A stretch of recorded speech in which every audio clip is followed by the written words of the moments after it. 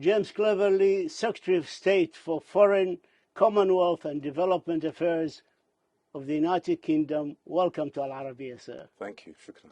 Shukran.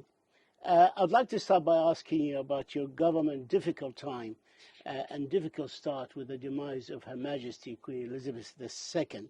Can you talk to us a little bit about your personal experience, about your government experience, how you dealt with the sadness of the great loss, and at the same time appreciate the new mandate and responsibilities that your government has obtained?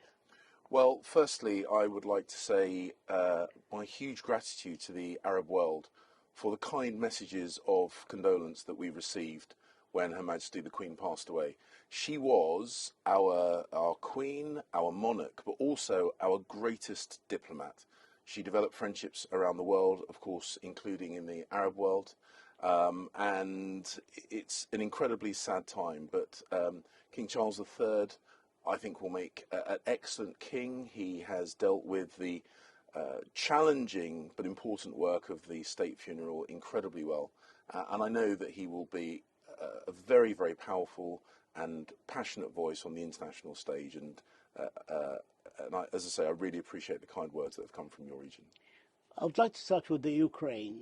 We hear the reports now, and it's been confirmed, that Russia is going to conduct, starting from tomorrow until the 27th of September, a referendum in the Donbass area, like the one they did in the Crimea before, aiming to annex the Donbass to Russia. Can you give me a position, articulate that from us and for our viewers, the position of the United Kingdom, please? The whole world should be clear that this is a sham referendum. It has no legitimacy. It will not reflect the will of the people in Ukraine. The people of Ukraine are defending their homeland passionately against this aggression, against this invasion from their neighbour. And these fake sham referenda will do nothing to legitimize what is an illegal and unprovoked act of aggression by Vladimir Putin against Ukraine. There are reports that President Putin is ready to enter into discussions to end the war in the Ukraine. Great news if it's true. Can you give us your take, or can you tell us anything that may substantiate such reporting? Well, the aggression from Russia into Ukraine, as I say, was completely unjustified. And what Russia should do is withdraw its troops from Ukraine, give the Ukrainian people their homeland back.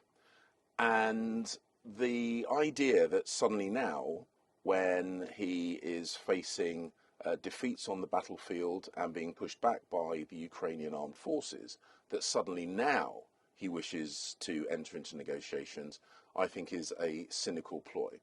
The Russian troops should leave Ukraine, should give the Ukrainians their homeland back, and then when the Ukrainians are ready, we should see peace talks at that point, but not until the Ukrainians feel it is right for them to enter negotiations with the Russians.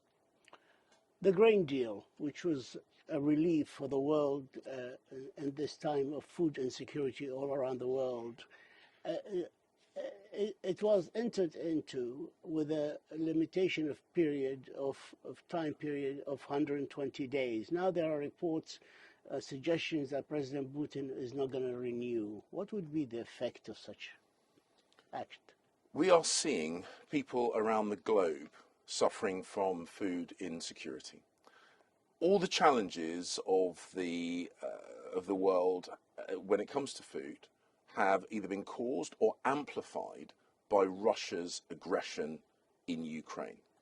And we've seen blockades of the Black Sea ports, which caused pressure on grain exports. We're very pleased that a negotiation was entered into that allowed some grain to be exported, grain that was going to the developing world, going to the southern hemisphere. And it would be very cynical of Russia to start closing off those grain exports and using hunger against the global south as a weapon of war in Ukraine. And we should remember that the sanctions that the international community are imposing on Russia are not on food, they are not on fertilizer, they are not on ammonia, the things that we need to help feed the poor of the world. This is Russia's doing, this is Putin's fault. The Middle East, as a former Middle East minister, Minister of State for Middle East Affairs, you visited the region several times, so you understand the economies, the region, the Gulf. Will you be looking to further build on the strong ties you have started and relations in the Gulf area? Well, the UK enjoys some fantastic relations with the member states of the Gulf. Just yesterday, I had a meeting with the foreign ministers of the GCC.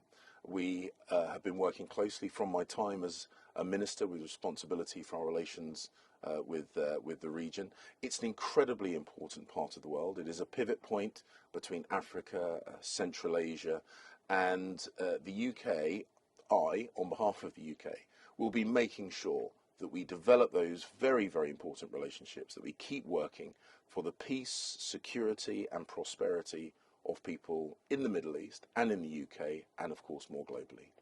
On the meeting with the GCC minister last night, can you tell us something about that meeting? I know it was closed, but is there a chance of reviving the Arab initiative to bring peace to the conflict in Palestine? Well, the UK's position has been a long-standing friend of both the Israeli and the Palestinian people. We want to see a settlement which brings peace and prosperity to the people in the region and the people more broadly. We, of course, did discuss that. It wouldn't be right for me to go into details of the discussion because it was a private meeting, but we spoke about these important issues and other issues of security around the region, including Iran and the situation in Iraq, and our desire to see peace and prosperity sweep right across the region. On the 23rd of August, talks has started and discussions to broker a free trade agreement between the UK and the GCC countries. Where are we now? Well, actually, the technical talks have begun. Sadly, the loss of Her Majesty the Queen has introduced a degree of delay in a number of areas. But both the UK and the GCC are very, very keen to move forward with that trade agreement. We already enjoy extensive trade relations with the region. We look to build on that, to increase that, and to further strengthen some of our relationships with good friends, both personally and good friends of the UK as well. The JCPOA, the United Kingdom, Germany and France issued a statement early in September warning Iran to cooperate with the JCPOA and stop developing its nuclear program and enrichment of 60%, far beyond declared peaceful purposes for that program. Iran ministry said that it's advised the three countries to play an active role in providing solutions to end the few disagreements remaining to restart the JCPOA. If Iran continues in its path of enrichment and intransigence, what is the likely next step? Well, I don't want to speculate about what might happen in that negative outcome. It is in Iran's interest to set aside this nuclear weapons program.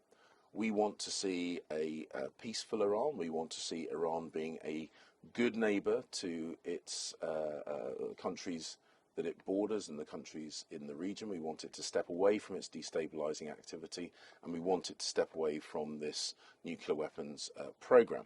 If Iran does those things, then there is absolutely a place for Iran to be an active member of the international community. I think that would be best for Iran and the Iranian people.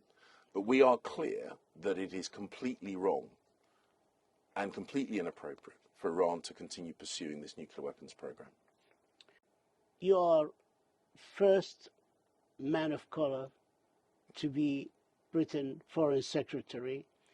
We also noticed that the Chancellor of the Exchequer is from Ghana originally. He is the first UK black finance minister. also the Home Secretary, she is from India, and the Trade Secretary is from Nigerian heritage. Is there a significance in these appointments, or just it's a representation of what the British society is at the time being? Well, the UK has always been a global country, and we have had history, sometimes complicated history, with many parts of the world. But Her Majesty the Queen, I think, was an example of how the UK has developed a strong, modern partnership relationship with countries all over the globe.